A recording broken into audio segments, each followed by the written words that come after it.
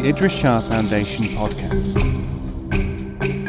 Practical Psychology for Today. Featuring the works of Idries Shah, voiced by David Ault.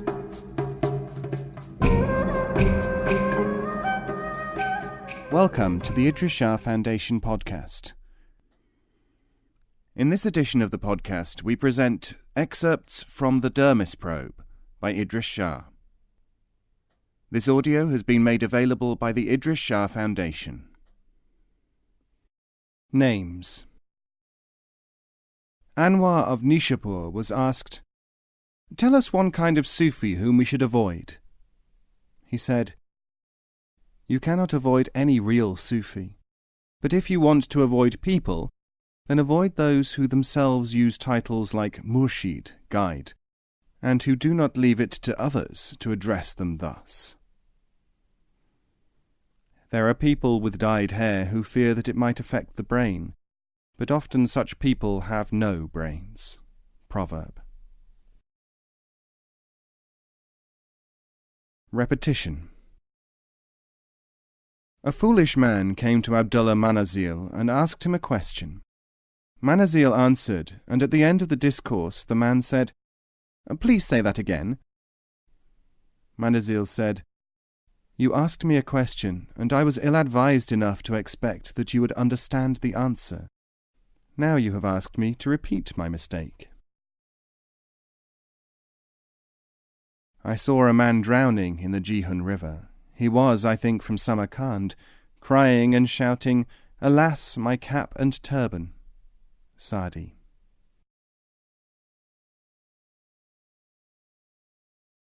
Bricks and walls. They asked Minai, "What are we to make of the work of the teachers of the past? We read their books and the accounts of their doings and sayings recorded for us. We perform their exercises and we visit the places of their burial and teaching. Some people say, 'Do not visit shrines.' Others say, 'Do not read books.'" Minai answered, "The similitude of this situation is as the similitude of a strong wall built in the past. The old teachers are the original masons, and the present teachers are the working masons.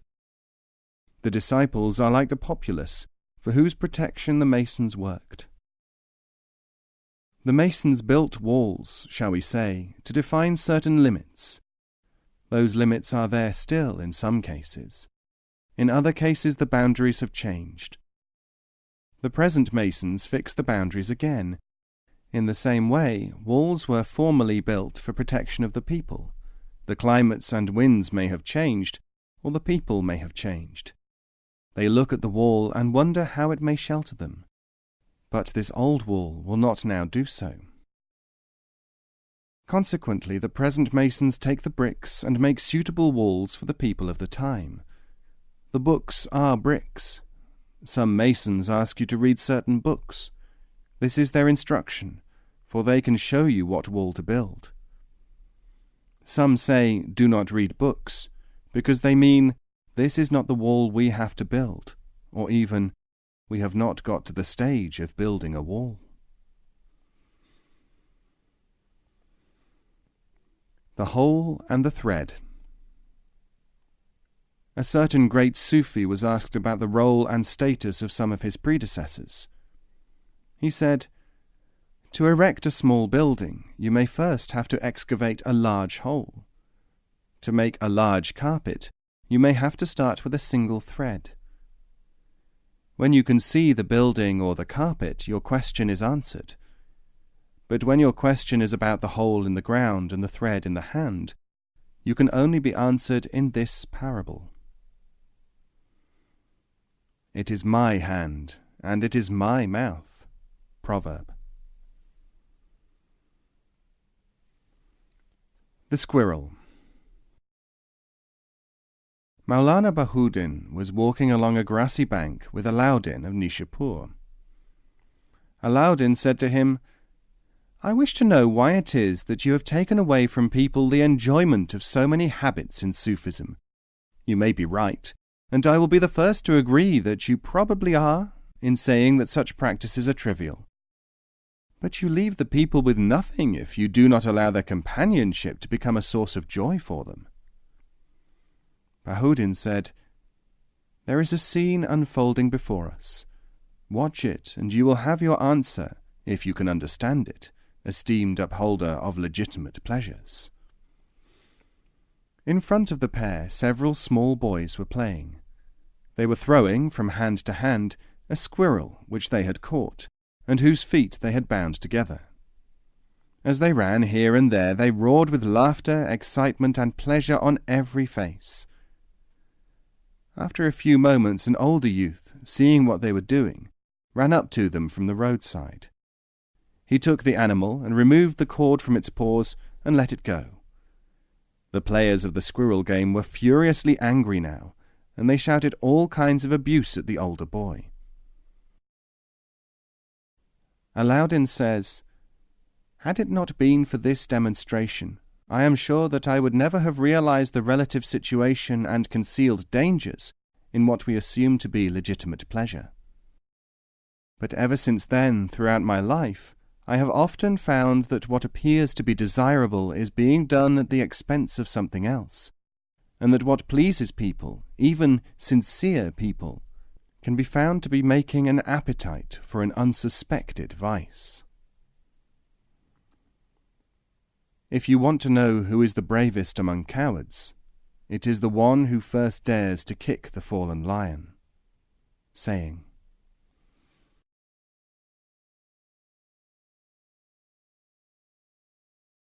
Behavior.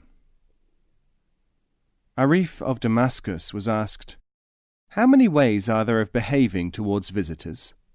He said, 2. The first is the behavior which makes people want to stay with you. The second is the behavior which makes them want to go away. There is no behavior which conveys anything more than this, friendship or hostility, known to people, apart from those who no longer need it. Mud. The false student is the one whose eyes are fixed upon heaven because his feet are planted in mud. Saying.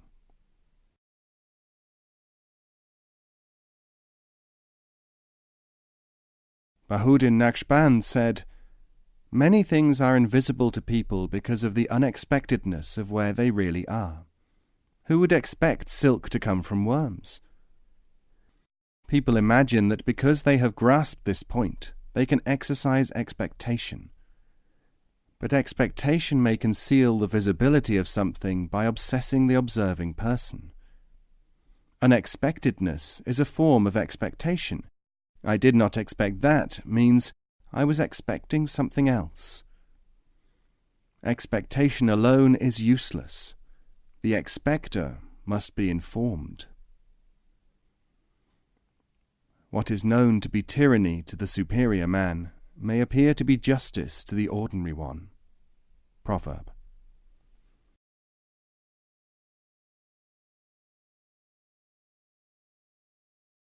Genealogy.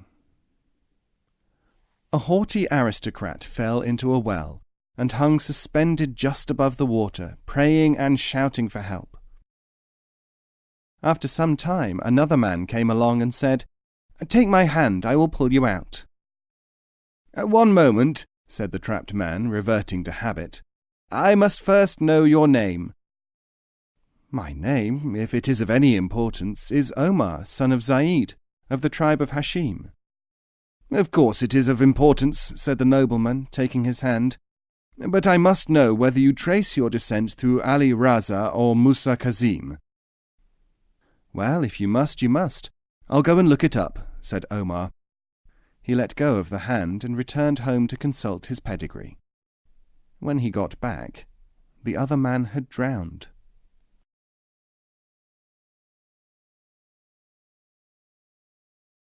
One of ours. A theologian found himself at the entrance to the gardens of paradise. He had a pious look, and the angel on duty asked him a nominal question or two and then said, "Pass, friend, enter the garden." "Not so fast, my boy," said the cleric. "I am a noted believer, impeccable in faith and renowned for my intellect, accustomed to making up my own mind, and not to people making up their minds about me. How can you prove that this is paradise, and not a snare and delusion?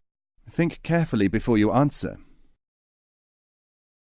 The angel rang a bell, and angelic guards appeared. "Take this one inside, will you? He's one of ours, all right."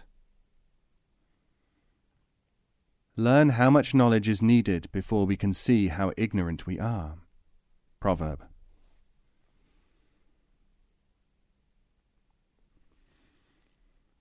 Three reasons.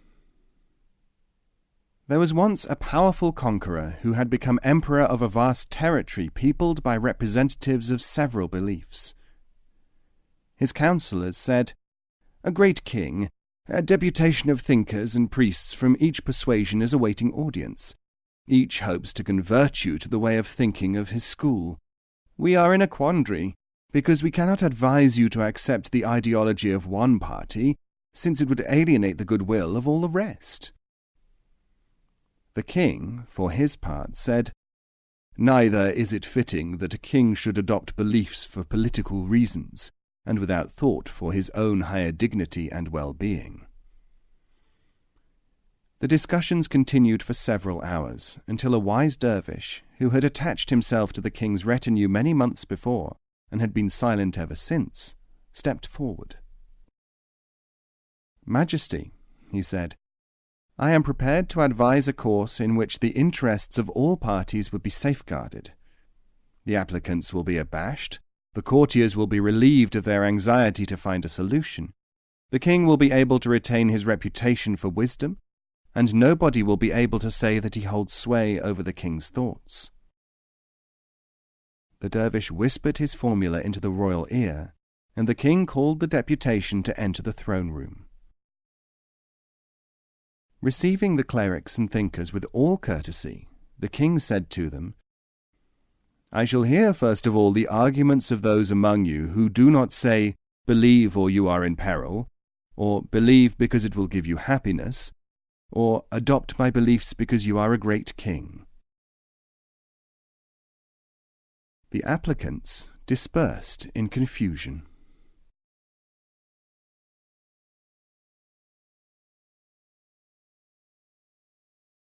Exile. Imaduddin Shirazi was ordered to leave Persia for maintaining that certain ancient poets were Sufis, contrary to the beliefs of scholars who had influenced the Shah. He sent a letter to the king. "Your Majesty's order is accepted with all obedience. This insignificant person will leave the imperial domain forever. I am honored by being noticed even by one whose power is greater than that of God." The Shah called him to explain his heresy.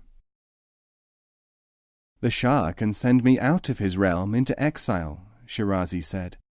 "But God, ruler of the universe, cannot banish a man beyond his own jurisdiction. Anyone who can banish people has powers which exceed God's." Since when did a tiger go a-mousing? Proverb.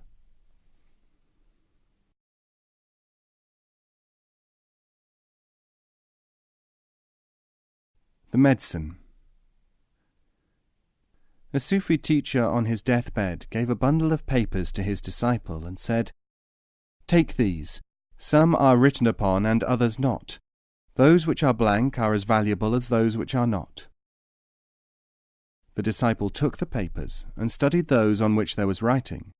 The others he kept just as carefully, waiting until their value might be vouchsafed.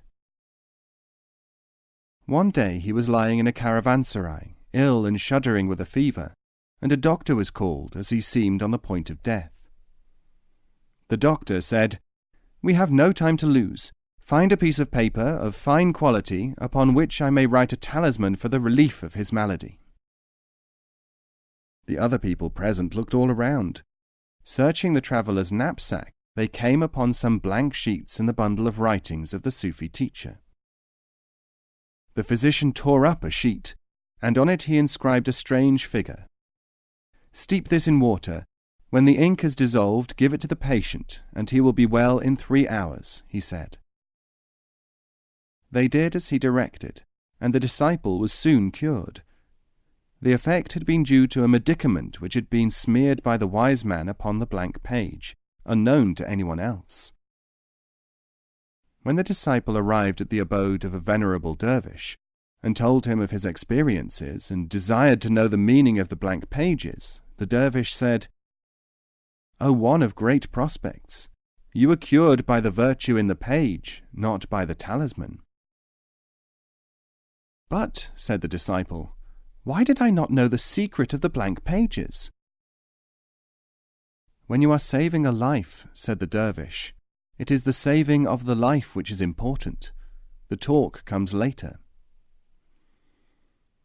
The disciple retraced his steps and sought the doctor who had treated him. The doctor had moved to a distant land, and it was only after many vicissitudes that he found him.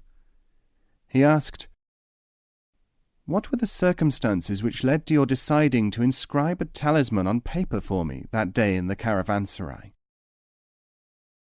The doctor said, "When I was the pupil of a great dervish who always concealed his miracles, he told me, 'One day you will be called to see a man lying sick in a caravanserai. If he has such and such a type of fever, call for plain paper and write a diagram on it. Then have him swallow the water in which the diagram has been immersed. His fever will abate in 3 hours. The disciple asked, "Were you given any instructions about what to do if there was no paper?" The physician said, "My teacher said, when I asked him that, 'If there is no paper, it will be a man who has been heedless of his duty, one who is unmindful of the orders of sages. He will have brought death upon himself. If there is no paper there at that moment, the patient will die.'"